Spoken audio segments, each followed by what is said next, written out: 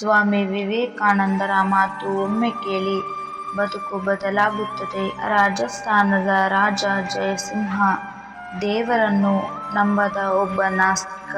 ಭೋಗ ವಿಲಾಸದ ಜೀವನದಲ್ಲೇ ನಂಬಿಕೆ ಇಟ್ಟಿದ್ದವನು. ಒಮ್ಮೆ ಸ್ವಾಮಿ ವಿವೇಕಾನಂದರು ಅವನ ಅರಮನೆಗೆ ಅತಿಥಿಯಾಗಿ ಹೋಗುತ್ತಾರೆ.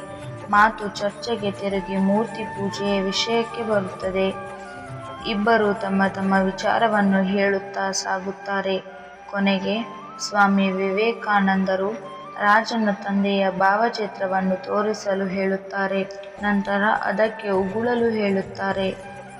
ಸ್ವಾಮಿ ವಿವೇಕಾನಂದರಿಂದ ಈ ರೀತಿಯಾದ ಮಾತುಗಳನ್ನು ಕೇಳಿದ ರಾಜ ಆಶ್ಚರ್ಯಪಡುತ್ತಾನೆ. ಆಗ ಸ್ವಾಮಿ ವಿವೇಕಾನಂದರೇ ವಿವರಿಸುತ್ತಾ, ಈ ಭಾವಚಿತ್ರವು ಕಾಗದದ ಮೇಲೆ ಬಿಡಿಸಿರುವಂತಹದ್ದು.